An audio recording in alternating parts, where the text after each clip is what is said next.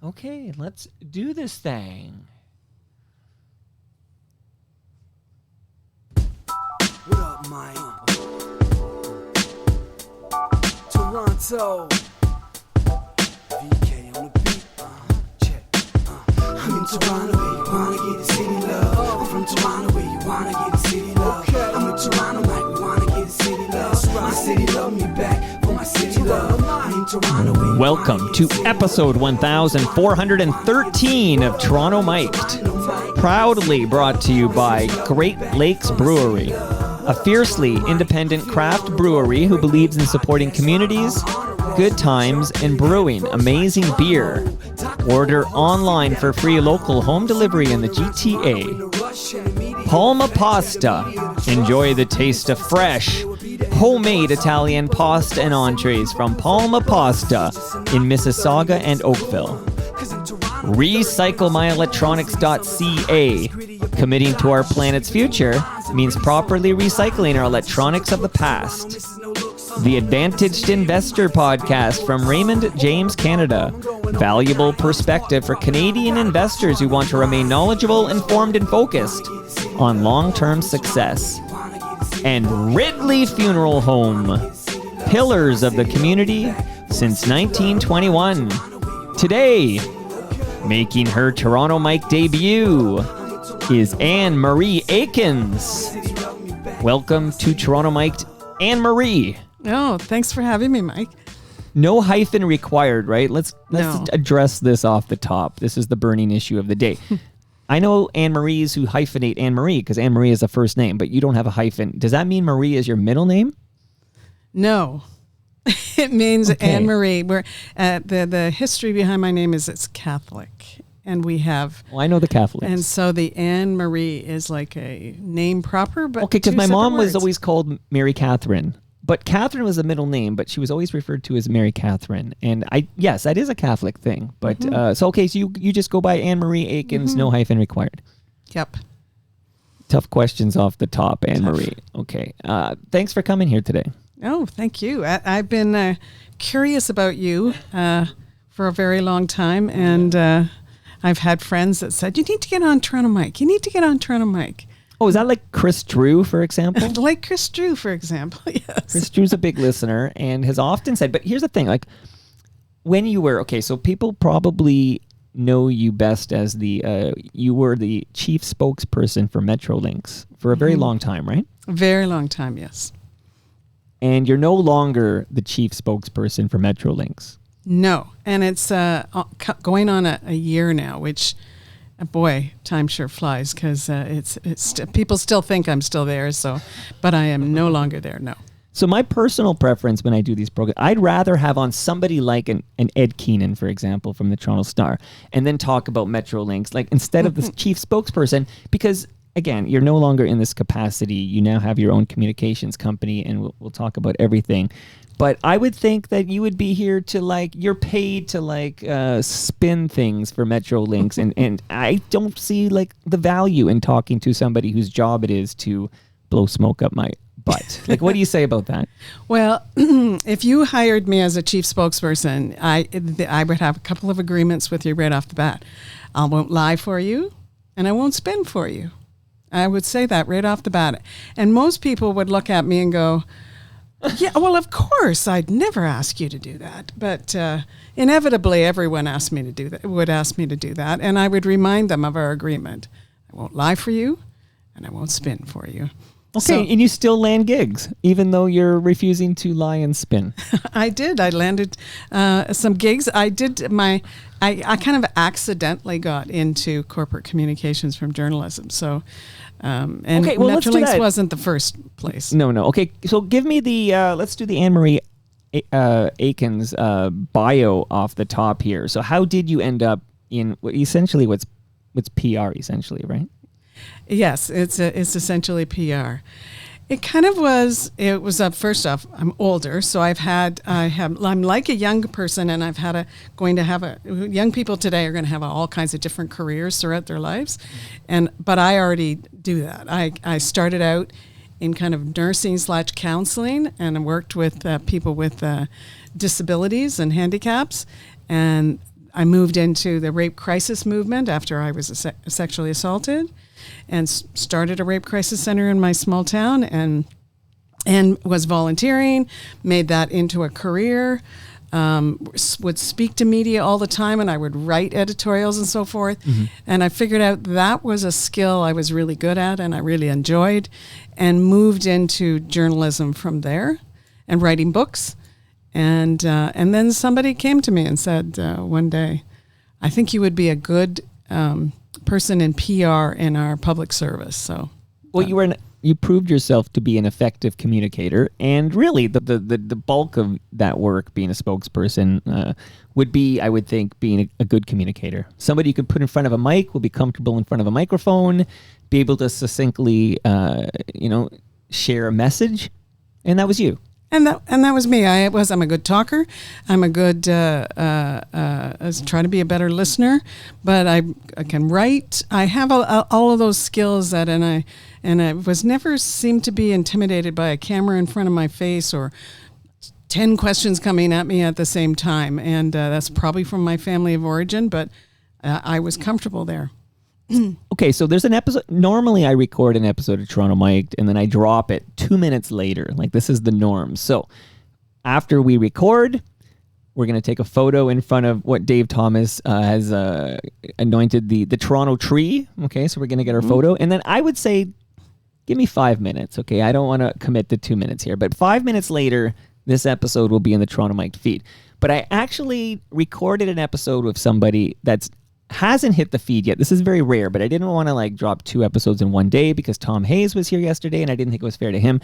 But I had this really interesting conversation with Pamela Wallen yesterday, which no one can hear yet, but I did have this convo. So if I, shout out to Ridley Funeral Home, and this is a theme of today's chat, I want to talk to you about cumulative grief, and I want to talk to you about death, to be honest. And we have a funeral home sponsor, so should I die, you'll never hear Pamela Wallen. That would be terrible. But I can tell you she had a similar origin story in how she ended up in journalism/media. Was a very similar origin story. So you got to check out the upcoming Pamela Wallen episode, because what you said there is very similar to what she said to me yesterday. But so is Metrolinx like prior? And again, I'm sorry that you were sexually assaulted, and it sounds like you made you created something positive from this terrible occurrence in your life. But what small town are we talking about where you started the rape crisis clinic? Barrie, Ontario. Barrie. Okay, that's a small town. Yeah. Well, it was when I grew up there. Yes, it was very small and small town-ish. Still has a small town feel, and I still have roots there. And my older kids are there, so I have grandkids there. So I have affinity for Barrie still, for sure. Barrie now, because I'm closer to your age than you probably think, and I would say that Barrie, when I was growing up, was that's where you go if you can't afford to live in Toronto. You can always get a place Get a good big home in Barrie for pretty cheap. That's long gone, right? You need to be a rich person to live in Barrie, Ontario. Well, I think the difference is, so you're still going to spend a lot of big bucks to get a house, but you'll have more property. Well, there's way more single family homes and that sort of thing. So you'll have more space than perhaps in Toronto. But you know what the most important things in real estate are, Anne-Marie? What? It's location. Exactly. Okay. Yeah, and all the cops moved up there, by the way, and they still are. Oh, there's most of you ask the Toronto cops how many live up in Barrie. There's a lot. Hey, you're full of good info here. Okay, so Metrolinx is when I first discovered you, and it's funny you were curious about me. I was curious about you. I was looking for a reason to get you over here just so I could kind of meet you, and the reason I got, and this is a teaser for what's to come, you wrote this piece for the Toronto Star. And I found it to be very interesting. And I've always been interested in death and grieving and how everybody grieves. So I wanted to meet you.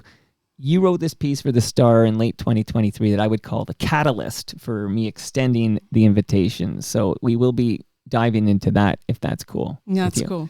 But prior, again, so I can't beat you up over the Metrolinx Eglinton LRT project. Unfortunately, I'm too late to do that. But I am going to ask you your feedback on something that I was reading about in Spacing yesterday. Shout out to the good people at Spacing. But first I'm going to tell you, so your last name's Aikins. Mm-hmm. I'm sure no relation, but but I was a big Blue Jays fan in 84, 85. And I remember we had a great first baseman named Willie Upshaw. and I loved Willie Upshaw. And I can hear Murray Eldon saying, Willie Upshaw's name right now in my head. But there was another Blue Jay, didn't play a lot, but he was a part of my team when I was like 9, 10 years old. And so I love the guy. Willie Aikins. Do you have any memory of the Willie Aikins on the Toronto Blue Jays? I do, but unfortunately, no relation to me. No relation to Willie Aikins. They might have spelled their name differently. Aikens. Yeah. See, I'm an INS. Okay, you know what? I didn't do my proper homework. Okay, so what I found interesting about Willie Aikins is he had very serious addiction issues, like throughout his career, cocaine primarily, and then because of his addiction to cocaine, he ended up spending quite a bit of time in jail. And I always found Willie Aikins to be a very interesting example of how we, punish people for addiction issues. Like today, I think we're far more enlightened. I'm not sure how much more enlightened they are back down in the States where he was spending his jail time. But like we would now, I feel like jail is not the solution for somebody with, an addiction to cocaine like Willie Aikins had. He had a mental health problem there that needed to be treated. But Willie Aikins did play for my Blue Jays in 84 and 85, but he spells his name a little bit differently. He does, yeah. I think ours came from is an Irish background, and they spelled it INS. Okay, can I play a song for you? You can.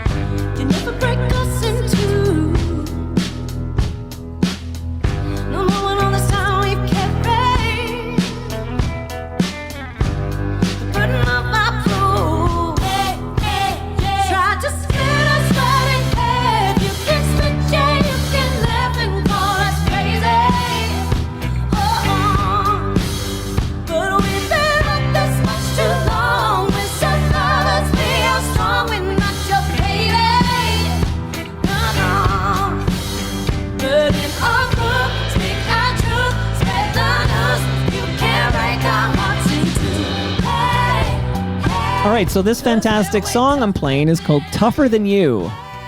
Do you have any idea who's singing this song? Well, that happens to be my goddaughter, Carly Aikins, who is a rising star and incredibly talented, and I love that song.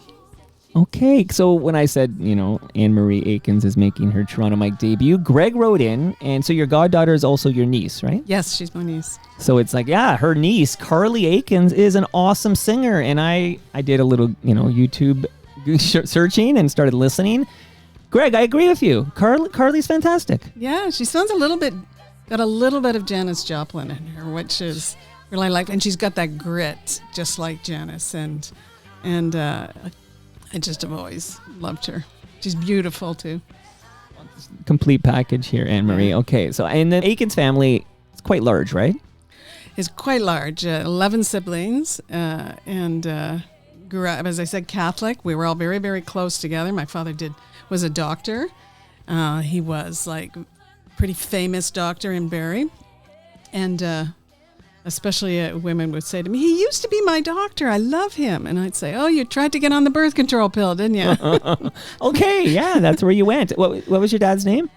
It was Dr. Joe Aikins, and people called him Dr. Joe, but he would not prescribe the birth control pill. No, because he was too Catholic. Yeah, he would refer, but yes. Okay, he would refer. Okay, that's wild too. I mean, I was raised Catholic, so I feel like I speak to this, but the whole idea that like we were taught abstinence is wild to me. Like, I think that's wild. Okay. So. Yeah. Okay, and so you're one of 11. You have 11. Sorry, you're one of 12 children. 11. So 11 in total. You're one of those. Okay, so you're 10 plus you. Okay, now that's a little teaser.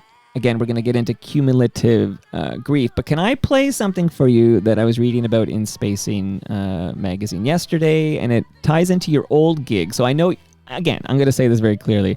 Anne-Marie Aikins is the former, that's an important word, chief spokesperson for Metrolinx, the provincial transit agency.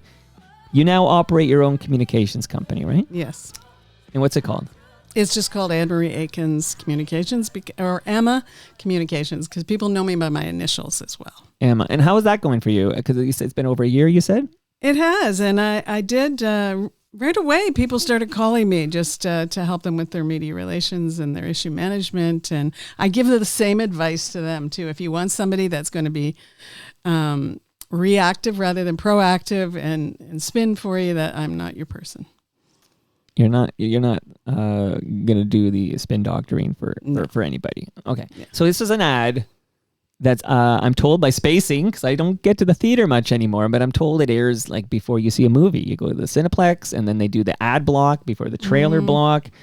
And I'm gonna just play it for you. It's only 30 seconds. There might be a couple of these. Oh, this Metrolinx construction is killing me. I know, right? All for more transit and fewer cars, helping you breathe cleaner air and live a healthier life. It's killing you. That's one. Another Metrolinx detour. So dumb. Yeah, just do a little more transit so we can get to more dumb places like, the movies, hockey, Mike's basement, your house, karate class, your grandma's house. Okay, so have you heard these before? No, and is it your basement they're referring to, Mike? Do I need to crack open one of these beers first? Listen, I didn't, it's 10 o'clock, but it's 5 o'clock somewhere. This is what I learned. And if you want a beer, you let me know. I'll get you a cold one from the fridge. But on that note, you will be taking home with you some fresh craft beer from Great Lakes Brewery. Oh, nice. So, okay, so again, you don't speak on behalf of Metrolinx anymore. You are now, what do I call you, like a civilian?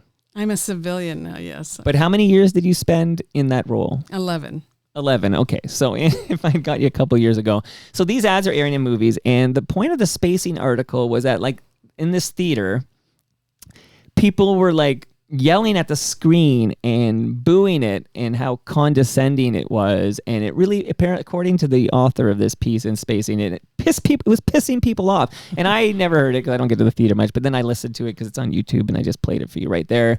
And yeah, I can see that bugging people, that approach. What are your thoughts? What can you say? I know you won't lie to me, Anne-Marie. I know you're going to tell me the truth. What do you think of that campaign, that these ads that are now airing at movie theaters in Toronto? Well, I can only make an assumption because when you can't see the visual of what's accompanying it visually, but I have a feeling what they're trying to convey is they're trying to perhaps acknowledge that the construction is a pain in the ass. They're probably trying to acknowledge that it's going to be here for a while, but then in the end it'll be worth it. Well, maybe clearly they're like, okay, yeah, this sucks. I mean, the jokes I've been hearing about and again, I usually talk about this with Ed Keenan from the Toronto Star, but whoever's in my basement, Matt Elliott, whoever's here, we might talk about the Eglinton, our LRT project, the Young Eglinton station, and the jokes we would make about. I listen to CBC radio, and it's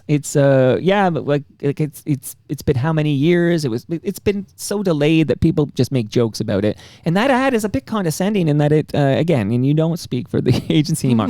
But I just figured, coincidentally, I read that yesterday, and you were coming over today, so it's one of those perfect timing things to get your take on it. But it's just teenagers, like cool teenagers having this chat, like this sucks. Yeah, but like it's for such good, like, it's, and to me, it's like, as I'm going to just quote the article, in the year before the pandemic descended upon us, I experienced significant, actually, that's your article. Okay, so that's not your article. That's coming up soon. That's a teaser too.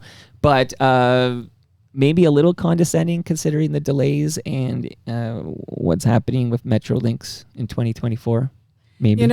I think people are so frustrated by construction, including me. So fed up kind of with the delays of everything that I don't think anything would work. You can't really convince them until you open it. Right. Okay. So let me know if you've seen these ads in theaters. Let me know what your reaction was to these ads. Now I want to go to the theater just to check it out. Save your money. Go to YouTube. It's free. Okay. No, but I want to experience what other people are feeling. Right. You want to when people throw their popcorn at the screen because this condescending tone of the Metrolinx I'll have to wear ad. sunglasses and a hat, maybe. And then you can remind people, I'm the former spokesperson. Just emphasize the word former. Okay.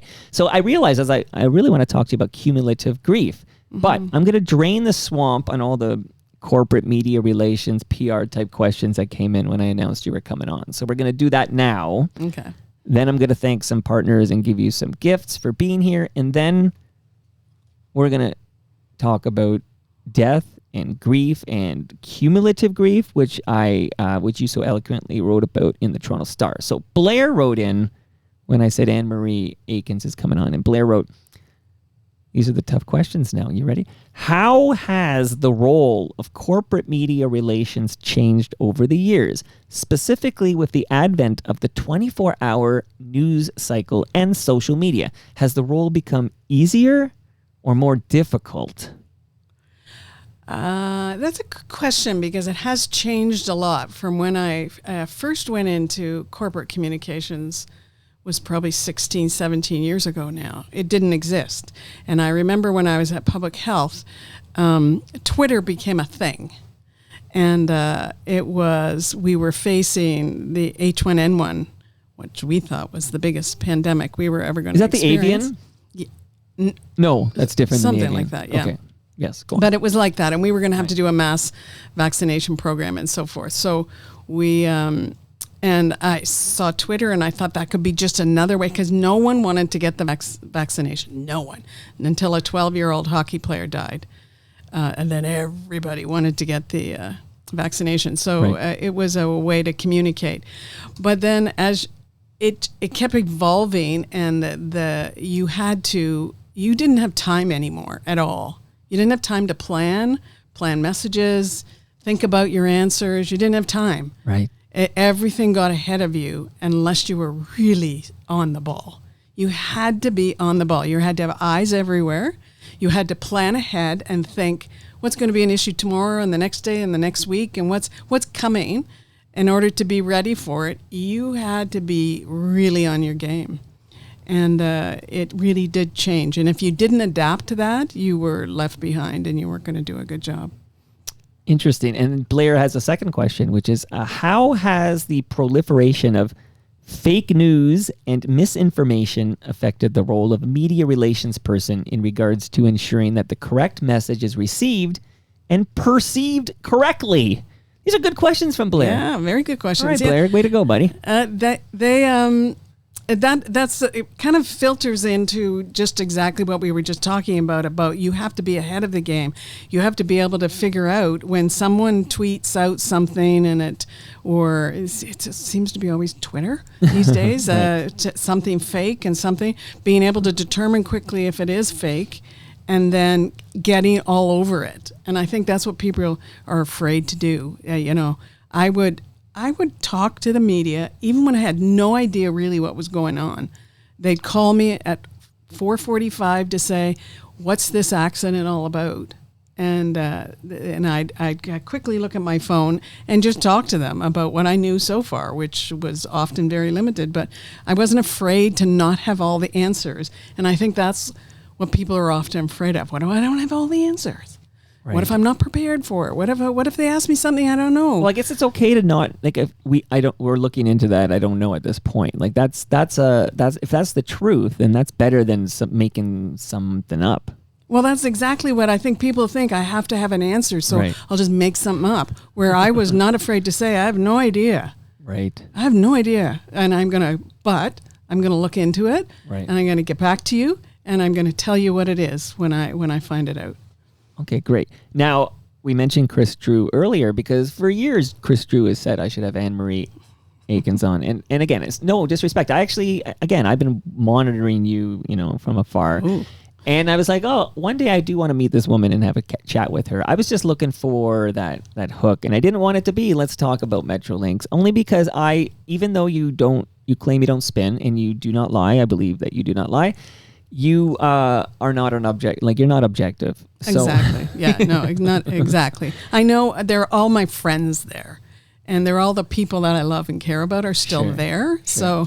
So yeah, no, I'm not objective. I'll be the first to say that. Similarly, I've never been particularly interested in talking to an active politician. I have made some exceptions lately, but it's like, okay, they're trying to get elected, so they've got their talking points, and they definitely, I won't claim that they're lying, but they definitely have spin on topics, etc. Like I'd rather just I just don't have a very strong appetite for bullshit, Anne-Marie. So again, not that you would bullshit me, but anyway, now you're here. I get you. And Chris Drew can ask his questions. You ready? All right. The Drew family of the great city of Brampton, which as FOTMers know, has a connection to the beloved spirit of radio. That's CFOY, everybody. By the way, David Marsden's birthday is early March, and he has asked if he could return for his birthday in early March. So, of course, I said yes, because David Marsden is an important figure in the spirit of radio, maybe the most important figure. So I'm just going to let the listenership know that Mars Bar will return to Toronto Mike. He's been here before, but it's been many years, so that's kind of exciting. Isn't that exciting, Anne-Marie? Yes, that's very exciting. Thank you. Okay. Here are Chris Drew's questions. What are some of Anne-Marie Aikins' favorite or funny lost and found stories from when she was at Metrolinx? The Lost and Found story was one I would do every year. I would go and tour the Lost and Found, and or sometimes they would call me to say, "You got to come and see this article," because to pick one is really tough. The gold grill, the mouth grill, that was funny. Do they call that crunk or something? Isn't it crunk? Yeah, it was like it was a lovely case, velvet case, and everything. And somebody finally came and got it, but. Claimed it. Somebody left their urn. Oh, so somebody shout with out to Ridley ashes Funeral in it. Home. Yeah, I know there was an urn, and I thought you went to all the trouble, and then you leave it on and then you don't claim it. Like geez. Yeah. Things like that. People, you always knew when the sex show was on because of the empty packages left behind. Oh, the dildos. Yeah, they always knew when Comic-Con was on because of the masks that were left behind. So there was always. It was a marker and it was a reflection always because as I said to start, I'm very curious nature, and you would get things and you'd think, what's the story behind this?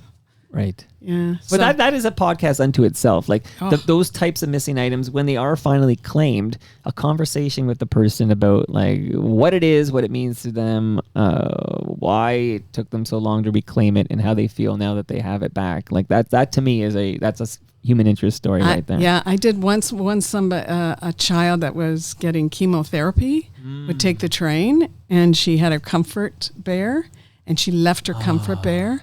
We went to we all, but I just couldn't let it go until we got that bear back to her. No, that's essential right there. Absolutely. Okay, one more, maybe two more Chris Drew questions, since he waited so many years for this moment, Anne-Marie. So, Chris Drew, by the way, I hope you come out to TMLX 15. You too, Anne-Marie. It's June 27, 2024 at Great Lakes Brewery in Southern Etobicoke from 6 to 9 p.m. Not only Anne-Marie and you, Chris, will you get a free fresh craft beer from Great Lakes, but Palma Pasta are going to feed you. You're going to love it. Delicious, authentic Italian food. Do you like Italian food, Anne-Marie? I love Italian food, and that pasta was one of my brother Paul's, who lived not far from here. My late brother Paul, he got that lasagna one time. Well, I'm going to be asking you more questions about Paul in the second half of this Toronto Mike debut of yours. We're going to learn more about Paul, and that's going to tie into the cumulative grief story I want to chat with you about. But Palma Pasta does have a large lasagna in my freezer upstairs that you're taking home with you, Anne-Marie. Delicious, authentic Italian pasta. Okay, so everyone come to TMLX 15 on June 27. How do you stay calm and focused? I feel like these are like PR questions. Did you write these, Anne-Marie? Like, do you write questions and send them to Chris Drew and say, Chris, send these in so it doesn't look like I'm writing these? Okay. No. How do you... You wouldn't lie to me. I already know that. I know. Okay. How do you stay calm? This is sort of like The Simpsons. Remember when Mr. Burns was running and the three go like, you have your campaign has the momentum of a runaway freight train. How do you stay calm and focused during an emergency or a stressful situation given the size and complexity of Metrolinx? And how can FOTMers apply those lessons in our own lives? Wow. Well, I have been known. I was one of those people that people looked to lead them when we were in crisis, when something really super bad had happened. And I go back to my family of origin. I learned it. I was one of the oldest girls with 6 younger brothers and then more kids, 2 of which were disabled. and we were always in crisis, and things were crazy and chaotic, and I learned that skill on how to stay calm and figure out, lead people during a crisis. That's a skill not everybody has. Some people are the doers. Everybody has a role, but some people are, I would, my staff, I would go, I could tell they just would look at you, tell me what to do, and I'm going to do it. That kind of, during a crisis. So, and then I process it afterwards. I learned that you really needed to process it. Great questions, Chris Drew. There's one more here from Chris Drew. What are some of your favorite stories when young transit fans contacted you and you were able to help them? It sounds like this might be the boy going through the chemo who lost his teddy bear or whatnot, but you have a story about young transit fans who lost something? Or maybe we're lost. I'm trying to. Maybe you can interpret it as you wish. We had it all. When you're in a public transit system, it's really a reflection of everything that's in your in the world and in the community. And there were lost children, lost dogs, but the children. They often parents would. They might just be a boy or girl that has a real interest in transit, and I loved giving them tours and behind the scenes kind of things. And the conductors of trains were really just generous and would take them, into the cabin and so forth. So, but we had many that were this in palliative care. And this was their last wish, and so fulfilled that all the time. That's heavy stuff. It was heavy stuff, but it felt like a privilege that I could do that, and it was just so easy to do. And the staff were really super generous with their time, and then I follow them and keep in touch with them and keep in touch with their parents and so forth. And that was always a very special thing. All right, here's a question for me. I'm thinking on the fly here, but do you think, if you've heard episodes of Toronto Mic'd? Oh, yeah. Okay. Do you have a favorite? Oh, it's always the last one I listened to, which was Tom Hayes. I love listening to Tom. Tom Hayes here yesterday. Amazing. And it's funny because tomorrow Austin Delaney comes over, and I feel like the Tom Hayes, you're like the meat in the the CFTO sandwich here. And I love Austin as well. All right. Yeah. Okay, I'll let him know. Now, do you think I'd be a good media relations person? I do, and that you like to talk, but then somebody would have to kick you under the table to say, "Stop talking now, Tom." Mike, stop talking. Well, I will say, if you heard the recent Dave Thomas and Ian Thomas episode, yes. I really did try to stay out of their way. I think there's long periods of time where you don't even hear my voice. I'm like, yes, I did notice that. No kick required. I'll know when to shut up. Now, funny little note here on the live stream, because we're live at live.torontomic.com. Jeremy Hopkins writes, he goes, shout out to Ridley Funeral Home. I'll be dead when the current Metrolinx construction projects are completed. So that's in the old job, you'd have to respond to that, but I guess you can just laugh now here. Why did you leave Metrolinx? It was an accumulation of a lot of different things. One is I had been through hell, and that was during the pandemic, and trying to recover from the cumulative grief that we're going to talk about.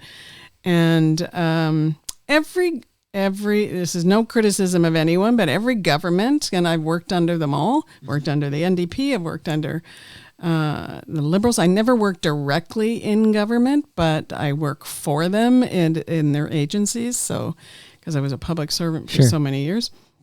They all have different directions on what they want to do, and then you have to figure out, can I work with a new direction? And it was just the right timing. I needed time off. It was going in a direction that perhaps wasn't going to work for me, and that's why I decided that was the right time for me to move on. So you didn't get a tap on the shoulder. You basically pieced out. Yeah, no tap on the shoulder. Okay, that's important. We don't bullshit on the show. Okay, no tap on the shoulder for Henry Aikins. Okay, let's talk. Actually, let me first tell you about recyclemyelectronics.ca, because Anne-Marie, if you have a drawer full of old cables that will never fit any modern device, like I bet you a lot of people have these old cables they've been holding on to for 20 years, or you have the old devices, like, this is my BlackBerry that like will never function again, and you have a drawer full of these old electronics.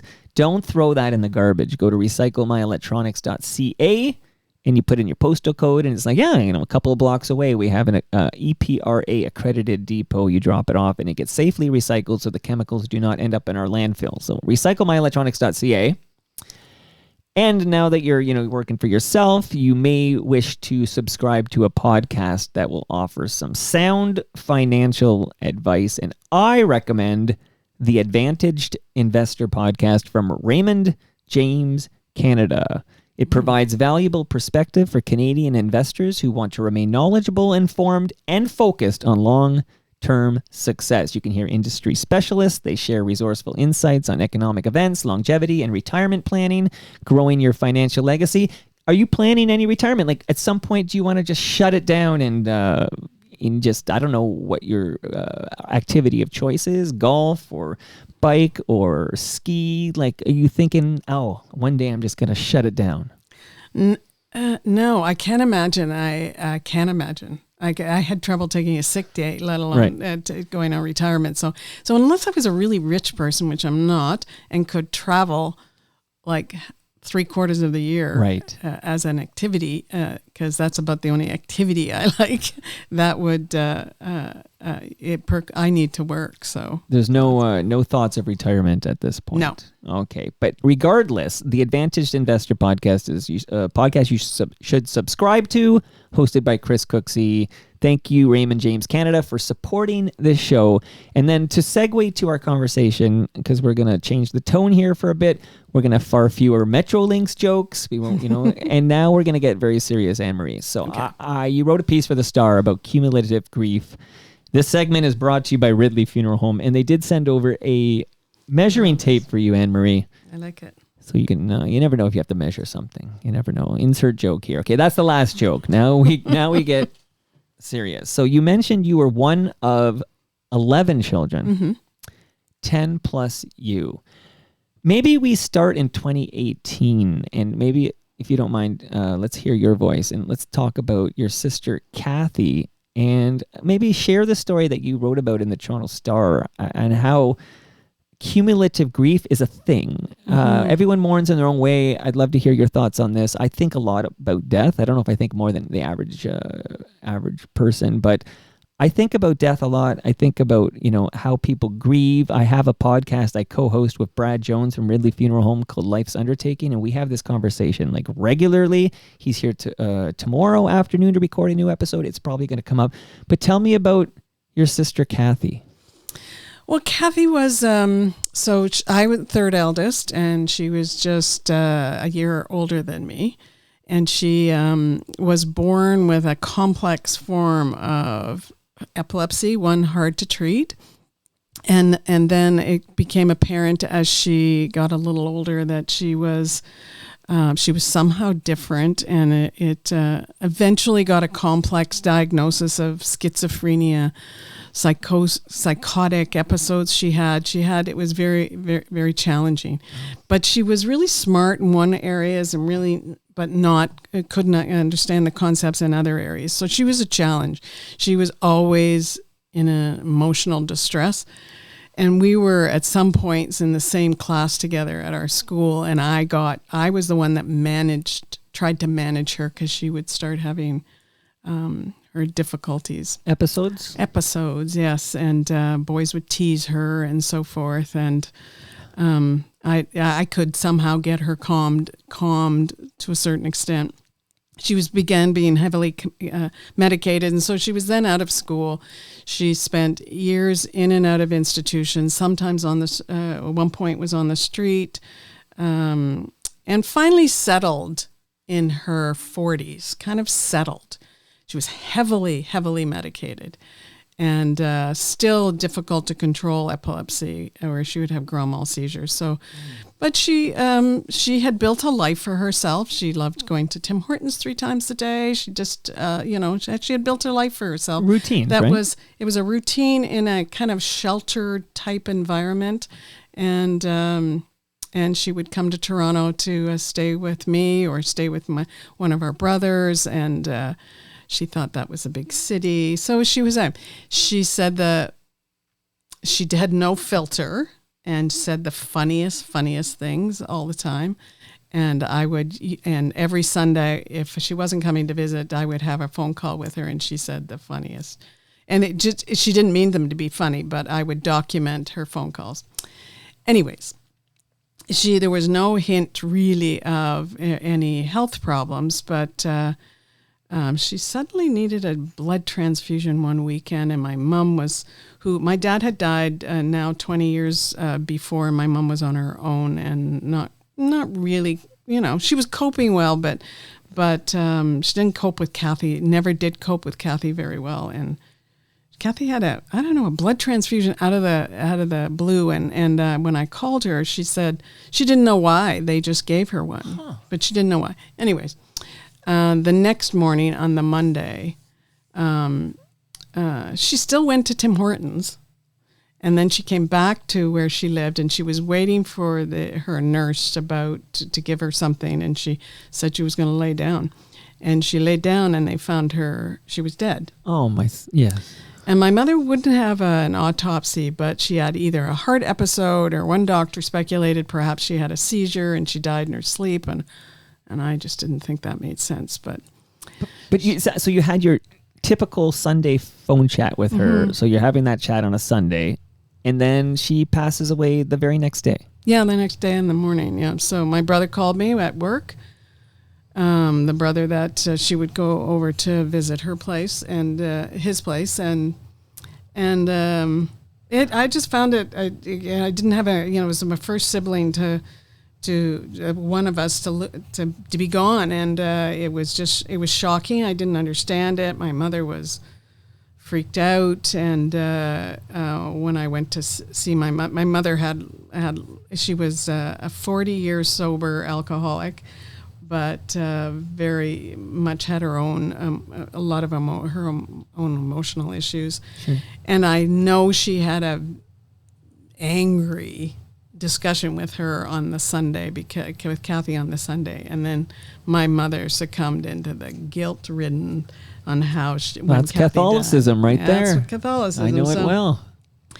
So, and she never really recovered from Kathy's death. She was quickly hospitalized herself, and then was unable to. Before that, she was using a walker, but then she stopped. She was just not functioning at all. Okay, so again, this is cumulative grief. So this is the death of your sister Kathy is late 2018, right? Mm-hmm. This happens, and this is your first sibling to pass, and I can only imagine. My condolences to you losing Kathy so suddenly like that. And then your mother gets news. I mean, you have kids, I have kids. It's tough to even. That's like I think about death, but I never think about burying my own kids. Like, yeah. This is the goal is, and I think I'm on my way to successfully making this happen, is you die first and then your kids bury you. This is how it's going to work, right? Yeah. Okay. So, but your mom, who was already, sounded like she was already, how old was your mom when Kathy died?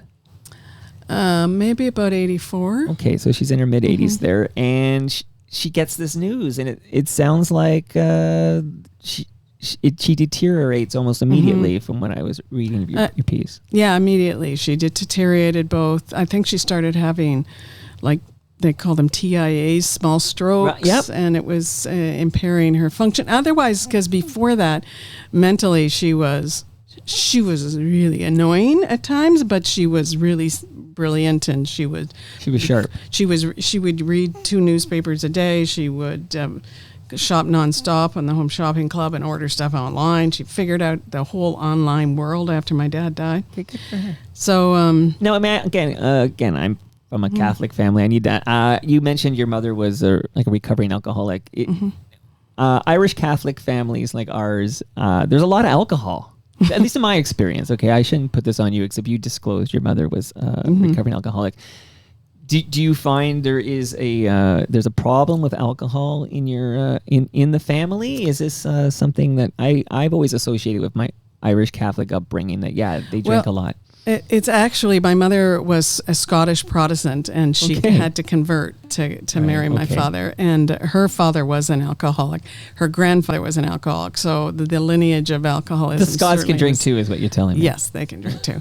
And so she replaced her alcohol. I will tell you that. She replaced with all kinds of over-the-counter stuff and behind-the-counter stuff. Mother's Little Helper? Is that what my gosh. Nick was singing about?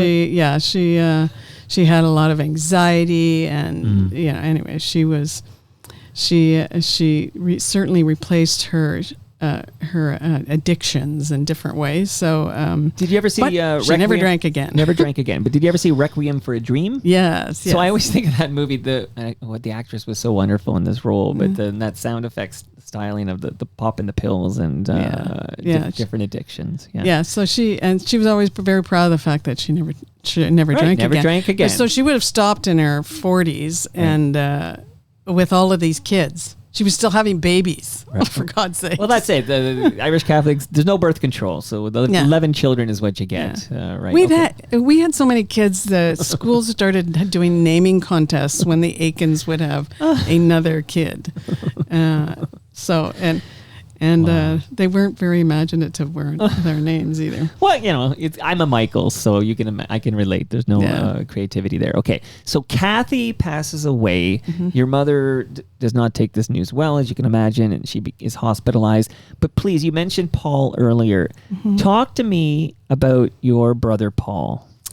So Paul was one of my younger brothers, and so there was a big age gap between not a huge age gap, because the kids all came within a very short period. But I was older than him, and knew from day one that Paul was gay, but Paul didn't seem to know it. So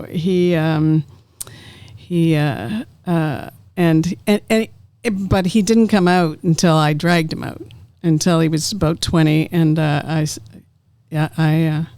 kind of asked him and forced him, and so then it was just the two of us that knew he was gay officially. Right. And then he asked me to tell my parents, and which when that you think by myself to tell my parents, and it probably was a good thing, because he would not have liked my father's or my mother's reaction. That this is a long time ago too now. But even. Again, we've come a long way, baby, but homosexuality is still regarded as a sin by the Vatican. And it was. They eventually accepted it, fairly quickly accepted it, but it was still, yes, it was still considered a sin, and it was still considered something that would bar him from all kinds of things, Catholic things. So... but they did accept him, and he accepted his partners and that sort of thing. So, his partner that he had for 24 years, his last partner, Fred, became a member of our family for sure. So, and still is. So, and Paul was also a much loved music teacher at the Etobicoke School of the Arts, which is very close to here. Yeah, he was tried to, he worked he was a working actor and musical performer and so forth, and then decided he would go into teaching, and that was the first school that he worked at, and he stayed there for about 20 years. So very much loved, and was head up the music department, and his loss was huge. So, but this was his neighborhood. This was the last thing South he did. Etobicoke. The last thing he did was ride his bike on the waterfront. Okay, I'm sure I would have liked Paul very much. Mm-hmm. Now, anyone who knows ESA, Etobicoke School of the Arts, and I know a lot of people went there, know that the music department is essential to that school. Like, this is an arts school, and being a music teacher at that school, it's not like, you're being a music teacher at a typical school. Like, this is the Etobicoke School of the Arts. Many a great Canadian musician, I'm thinking Emily, I'm thinking of Metric, I'm thinking of Broken Social Scene.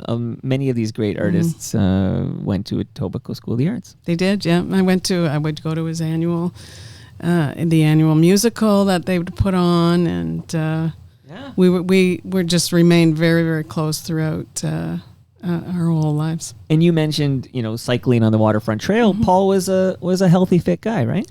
Very, very healthy and fit. He was beginning to think about retiring in a few years from teaching and opening up a Pilates studio, because he had built one in the basement of his the bottom level of his home, that he'd built a Pilates studio. He was very proud of it. And he had just posted a picture on Facebook or an Instagram of his little studio. And so that a morning in late May, so Kathy had died in late 2018, and this was just in May, so we're all still kind of just recovering from the shock of Kathy's sudden death. And Paul was getting ready for his partner Fred's nephew's wedding, and he said to his partner, "I'm just going to go for a bike ride first." Went for a bike ride along the waterfront, came back and said he was just going to go down to the Pilates studio. Went down to the Pilates studio, and Fred continued to get dressed, and after his shower, and he still didn't see Paul, and Paul wasn't answering his phone, and he came down into the kitchen and realized his phone was there, goes down into the Pilates studio, and Paul was there and non-responsive. Oh. So he began doing CPR, and until I'm so sorry. If you need, I'm happy to go get you a glass of water, or if you need a moment, but I know this is tough to recount. Yeah. I'm sorry. That's okay. It's because it's one thing. So Kathy, tragic loss. You lost your sister, but there were health issues along the way. So maybe it doesn't blindside you the same way, even though it's shocking. I'm sure. Yeah. I think so. With Paul, it was like absolutely nothing, and he, as I said, and he died in the exact place that. He had posted so the picture he posted is where he died the next morning, which is so weird. And so did Fred phone you? Like, how were you notified that Paul had passed away? So he called. Of course, the MS was there, and they worked on him forever. And Fred had called our brother John, and there were certain things that happen when your spouse dies at home. Unexpected. I hope and pray that it wasn't anything to do with the fact that we're gay, and then they would do that for anyone. But they kept Fred then separated from him. It was becoming an investigation.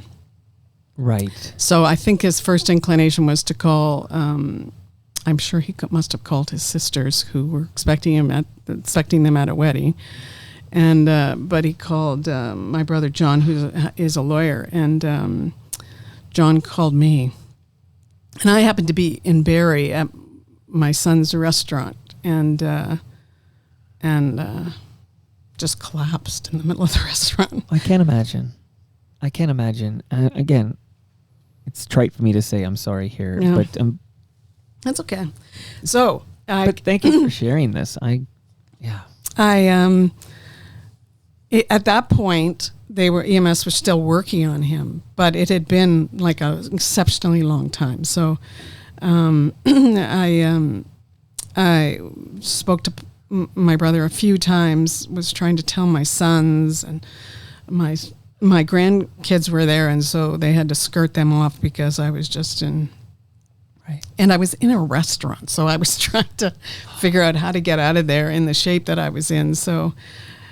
Anyways, in all of the phone calls, I decided John decided he would get there. So he was getting there, and I decided I was getting back. I had to be here with him. And so I drove, and I'll never forget it. It was torrential rain. I just went into a zone to get here, to get safely, and went to my youngest son lives in Toronto, and went to his place and said, "You're driving. We're going to see him. I'd already told him. He got behind the wheel. We went. Police were still there, and the coroner's office was there, and his sisters were there, and a few, I think my brother John was there, and other siblings started to arrive. So I got to see Paul and be with him before they took him away. And it was still hours and hours and hours before they took him away. Now, if there's any consolation here, I can tell you this was not because they were gay, because my Uncle Bruce died of a heart attack suddenly at 58. And I actually, I could tear up talking about it, but I went there, and the same as you described it, with the police there, and then my Aunt Maura not, being kept separate, and this whole process taking the body away. Like, I witnessed that because I was there, and so it's just a practice, a police practice. And I get out. It's a sudden death, unexpected. A healthy man suddenly dies. It just didn't make sense. So they have to figure out if there was a reason. Everything Fred had touched, everything Paul had.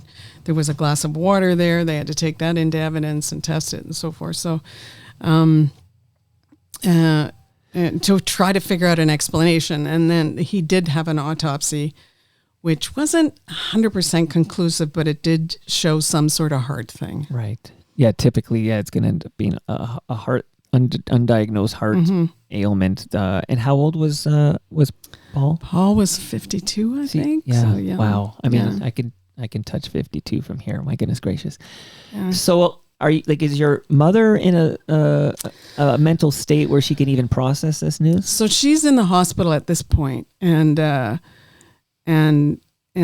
we talked about it as family. I have a sister and a brother that live in Barrie still, so we thought we were going to need a doctor right there with a shot, because she'll lose her mind. She'll just lose her mind. That's what we thought. Right.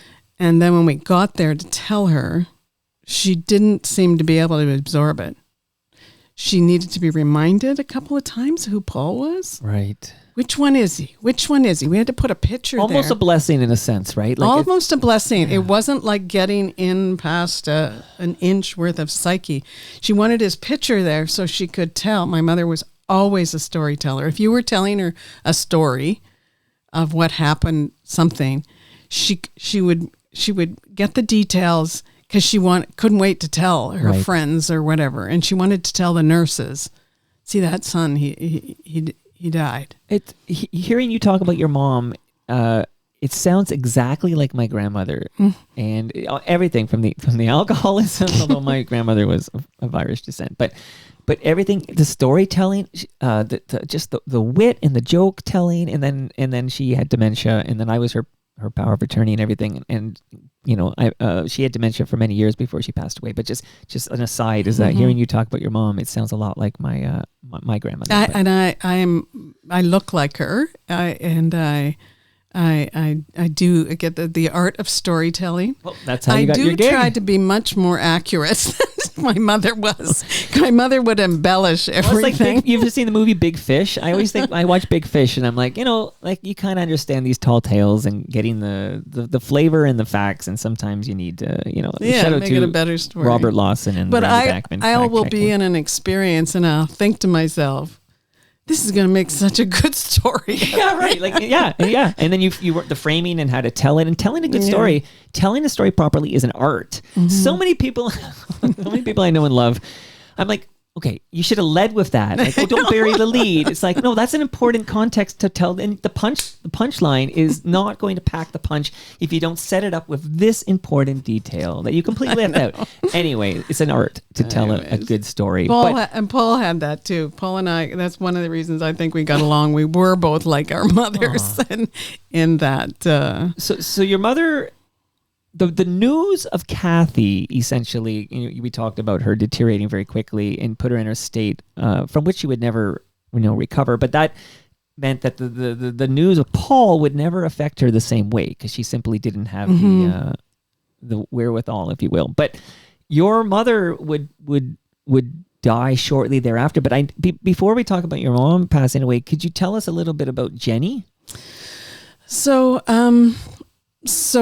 Paul dies, and the whole time that so I lose 2 siblings, but my sister Jenny was born with Down syndrome. She was the second youngest, and I was essentially the second oldest because Kathy was in between there. Right. And and my mother was a functioning alcoholic then, in that she was drinking heavily, especially after Jenny was born.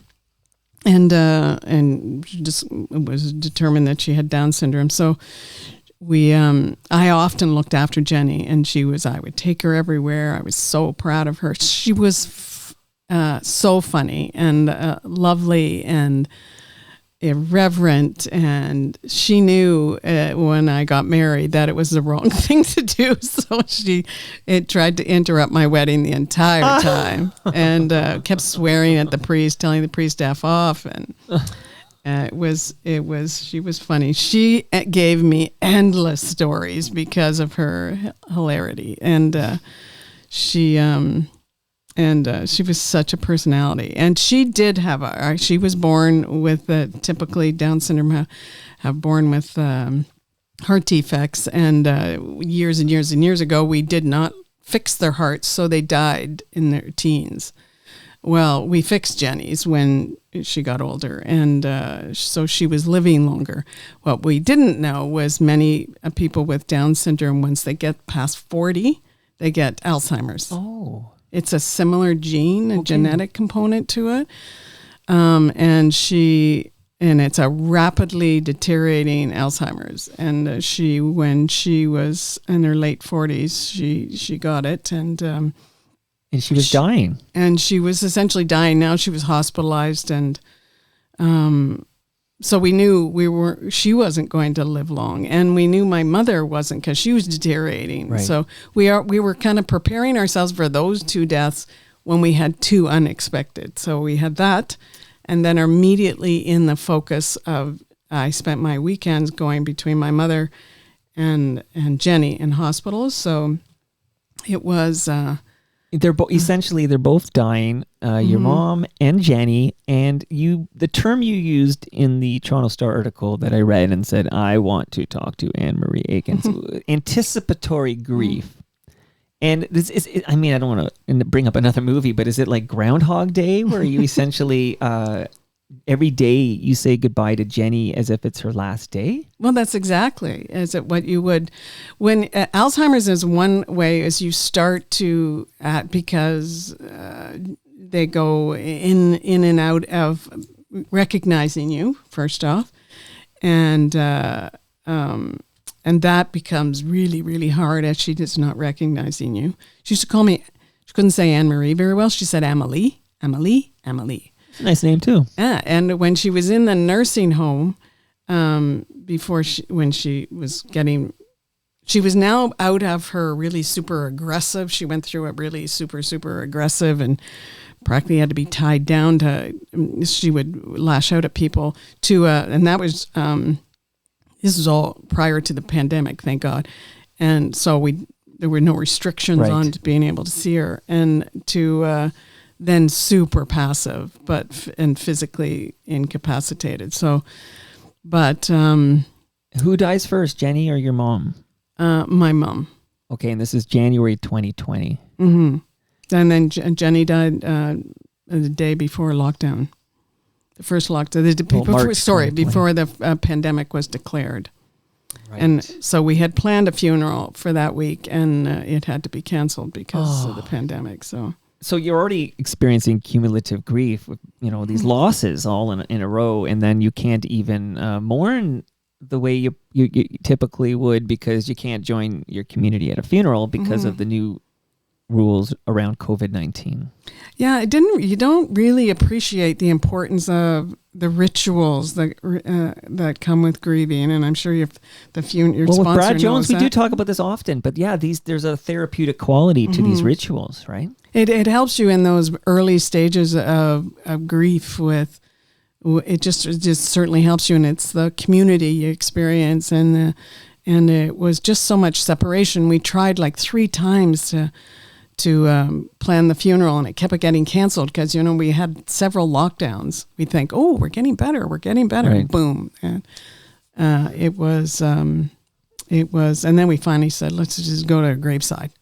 Let's just go to the graveside and get this, because it's getting ridiculous now how many times we've had to cancel it. So, Anne-Marie, in a short period of time, you say goodbye to 4 loved ones, like 3 siblings and your mother. And please maybe share with us how you reacted to these significant losses in your life, and this term. Tell us about this term, cumulative grief, and then what you learned about grief through this process. Well, I learned a lot, and surprisingly, I learned even more, so much more after I left Metrolinx, and I had time to more time to process it. And I think one of the things I do to cope, and many people do to cope, is we work. We do, and it's something I also love to do too. I really enjoy it, and I feel somewhat in control in there. And even though it's sometimes a completely out of my control environment, but I know what I'm doing, and there were lots of people surrounding me that were such good friends and supporters. So it was one of the things I did. The week after Paul died, I was scheduled to go to a wedding in Mexico for my daughter-in-law's sister, who was getting married, and I was going to officiate, not legally. Okay, I was going to ask. I was can you do just that? Okay, I was just going to officiate, Right. and I decided I'm going to do it. It's just a week after Paul died, and I can barely. I still wasn't able to start the day without, when you lose somebody, there's this moment when you wake up where you haven't lost them. It's just this moment. You just don't remember that they're gone. Yeah, it's the reality, and then it hits. And of the 4 losses, and again, this is not to minimize any of the, all 4 hit you very hard. They've hit me hard, and one of those differently. 4 is, tell me about the differences, because when I think the 4 losses, one completely out of left field, a fit, healthy young man gone so suddenly. Does that hit differently than the other 3? They do, and yeah, they all hit differently. But Paul's was, and still to this day is somebody I miss so much, because we spent a lot of time together. We did a lot of stuff together. Even if it was, he would just send me a message saying, I heard you on the radio, Lovey. You were great. He always called everyone Lovey. I've never met anybody that had more women say they were his best friend than Paul. Right. And I noticed when Fred was trying to update people while we were waiting for the police to finish up. And by the way, the police were very, very kind at his house to us, and he'd say, I need to call his best friend. He said that about a dozen times, and it would be another woman friend that he had. Everyone felt like they were his best friend to him. Well, so many of us felt like that. And he weirdly that year resolved things with people. He wouldn't drive on the highway, and he and I would drive together up to see my mom every Wednesday.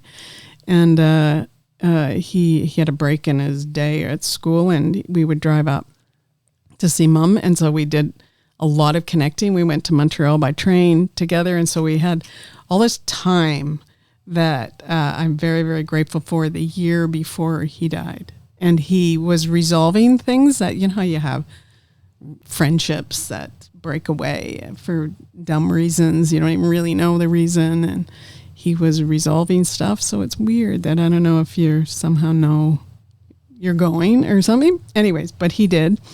And I really miss him.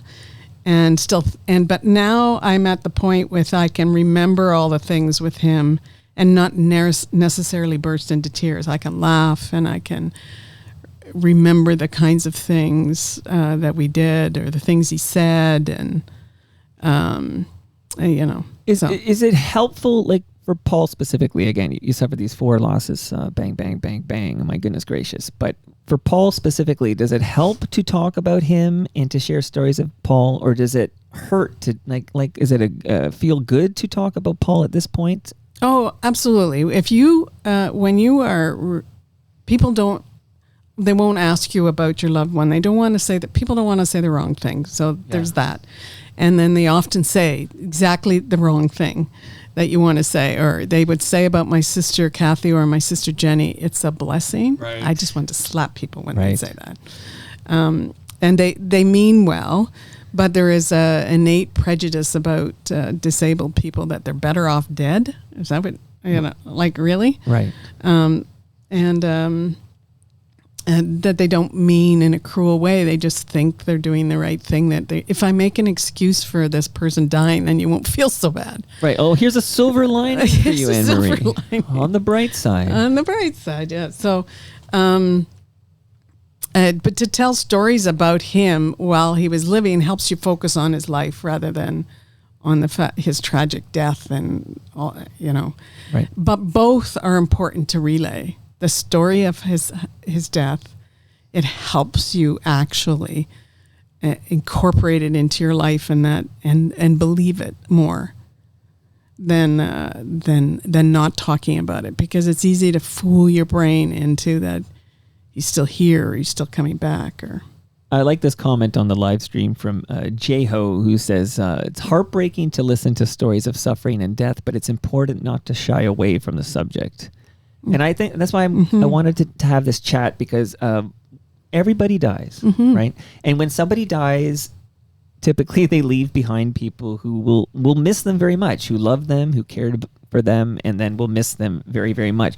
And this is in your star piece, you talk about everyone's grief and their process are unique, which is you have many siblings who have experienced the same loss as you have, and I'm going to assume that you all grieve differently. Like your grief might be different than your brothers or your sisters. Like it's unique to each individual, and there's no right or wrong way to grieve. yeah, right? it is. It's very, very individual, and one of the things it taught me is that grieving that's full of regret at the things you said or you didn't say, or the experiences you didn't have, or is a very difficult thing. It's a weight to carry, and so to love and to let yourself love completely means that someday you're going to experience grief.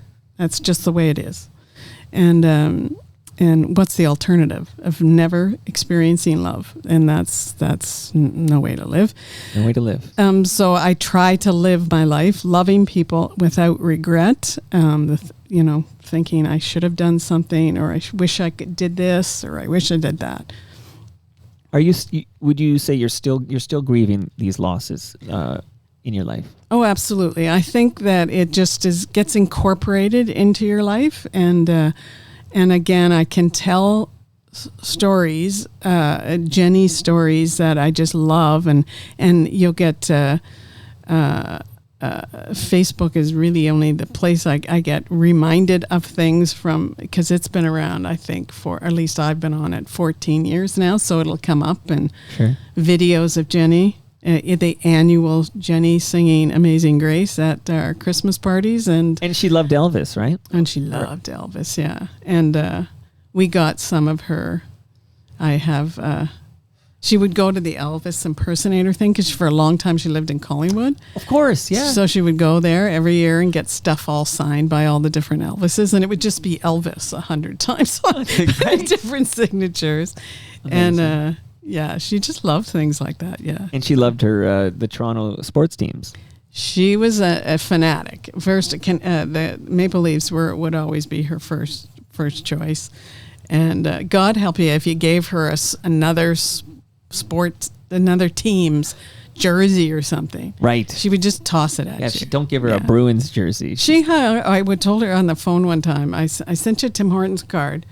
How much?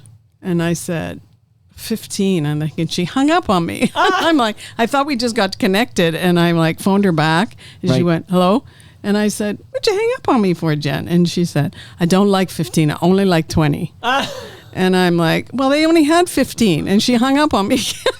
Yeah, she thought, no bullshit there either. No bullshit. That's refreshing. Okay, okay, Jenny. Got the message. So, Anne-Marie, if somebody listened, and the reason I wanted to do this episode is because how many people listening have experienced loss? And maybe even before we get there, like the difference between, grieving and cumulative grief. Like, I'm sure you dove into this and become somewhat of a subject matter expert yourself as you process everything. But like having the 4 losses in a relatively short period of time, is there a compounding effect where it's very different than if you lost 4 people in, 5 years apart or something like that? What is cumulative grief? It's just how it sounds. It's that you haven't really incorporated, I would say the word recover, but recovery is a lifelong process. You haven't really processed the grief, the death of someone when someone else dies, and so then it gets complicated. I think it gets mushed up. I would cry some mornings, and I wasn't sure who I was crying for, right? And or what it was about, or where did this come from, and that kind of thing. So, and I'm a crier. That's that I wear my emotions on my sleeve, always have, and I think always will. And I cry, but it would, I couldn't figure out what sometimes. Well, what is it about? Rather than I'm just feeling sad. It doesn't have to necessarily be. Is this about Paul? Is this about my mother? What's this about? And then you will have moments where you go, oh, this is a story my mother would have loved to hear. And so that would make me sad because she'll never hear this story. This would be the best story. She would love to tell this story of what just happened to me to her friends at the bridge table. Right. And so it just gets very, very complicated. And you never get a breath to be able to really process what happened to you. Now, FOTM Erin Davis wrote a book, Mourning Has Broken, about what she went through when she lost her daughter very suddenly. And Erin's been on this program to talk about that, and it's a very sad story. On her very first Mother's Day, Erin Davis's daughter went to sleep and never woke up. Mm-hmm. God. Have you considered maybe writing a book about cumulative grief? In that, I think people listening would take some solace and would find some relief in reading your accounts and what you've learned through your process. I have thought about that, and I because I am a writer, and that's one of the ways I do process things. I read Erin's book when it first came out, but it was, I forget which death had just happened.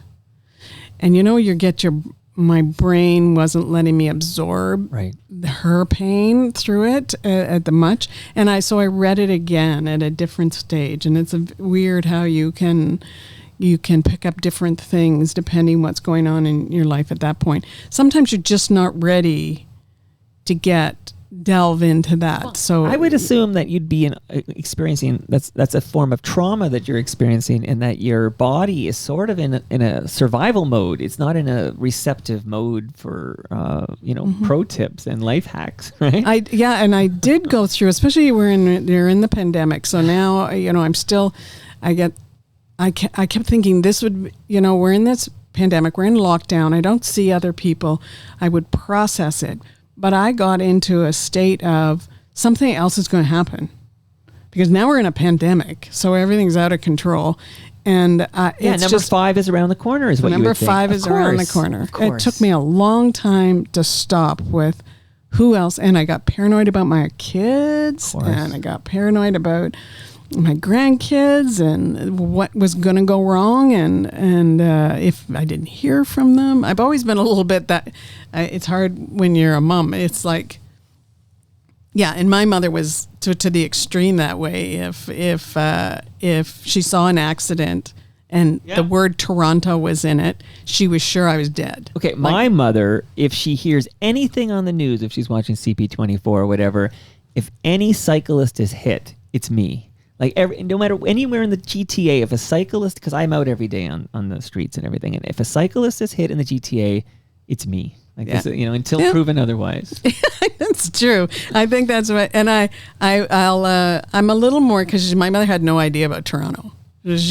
When I was leaving Barrie that day, she said, "What are you doing? You're never going to see a tree again." And I'm like, "I think Toronto has trees, Mom." And Right. she goes, "Not like us, our trees."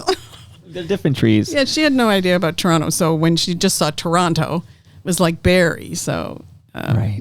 so she, so I do that to a different extent when I hear about like a shooting and on the street that's kind of close to where my son in Toronto lives. Right. I do think about sending him text saying, "You're okay, right? You ain't doing anything? Well, What are you there doing?" was a few years ago, sadly, tragically, there was like a 40-something-year-old white male who died on Royal York on his bicycle. This happened a few years ago. So everything did line up at that time. And there I can be like, let's get some evidence this is not Mike because this profile matches. But if you hear now about, I don't know, in Pickering, if an 80-something-year-old woman is hit on her bike, it might be me. Just remember that, Anne-Marie. Okay. So as we close off, firstly, I want to say I'm glad I finally got to meet you. And I'm always interested in hearing about your life as a spokesperson and PR professional. But I really was grateful that you came on and opened up and talked to us about the cumulative grief you experienced recently and how it affected you, and talking about your loved ones who have left us. So thank you for doing that. Well, thank you for being willing to talk about death. Not everybody wants to do that. This is the home of talking about death. Okay? And no one talks more about death than this program right here, Anne-Marie. Okay, because I am, I could talk for 90 minutes about and make you laugh the whole time. Right. That's next time. The next time. When you kick out the jams, we'll do that. Okay. Okay. But any final words? So if someone listening is experiencing grief and they might be confused by how they're reacting, or if there is a norm to how you should react, or where you can seek help, etc. Like any final thoughts you'd like to share with that listener right now? Well, however you're feeling, if you've lost somebody, however you're feeling and however you're responding is normal. It's normal for you, and it's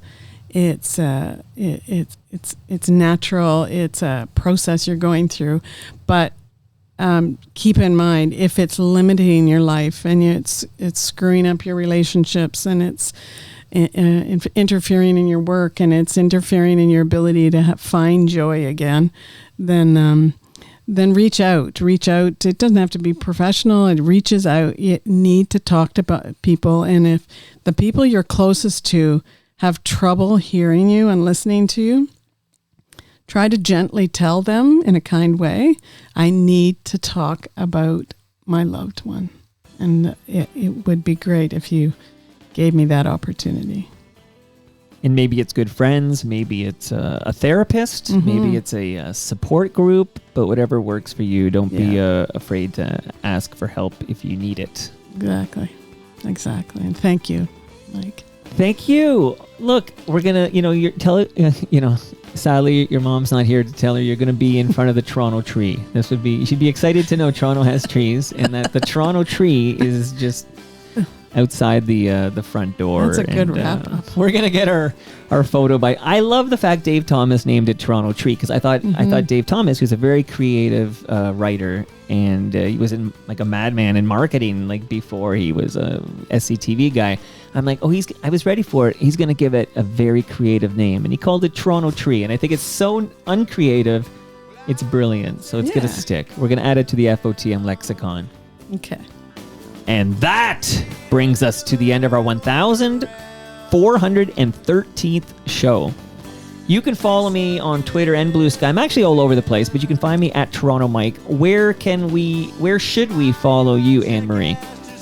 You can find me still reluctantly on Twitter at God, I can't remember what. I don't think you can. I'll change tag you your on this. Yeah. I will tag you, and then people can find you. And I have moved over to Threads as well, and that's I tried Femwriter. it, and then I logged in, I created it, and then I never went back. But I guess to each his own. But I prefer, my alternative to Twitter that I prefer is Blue Sky. But I know Threads has far more users, so I'm kind of lonely at Blue Sky. Yeah, and that's why I miss the old Twitter. Shout out to Cam Gordon, PR professional. And FOTM Hall of Famer. Okay, so you're on you're on Threads and you're on the app formerly known as Twitter. Yeah, that's right. Yeah, I am reluctant to call it X. I don't call it X either. Much love to all who made this possible. That's Great Lakes Brewery. That's Palma Pasta. Don't leave without your lasagna, Anne-Marie. That's Recycle My Electronics. That's Raymond James Canada. And Ridley Funeral Home.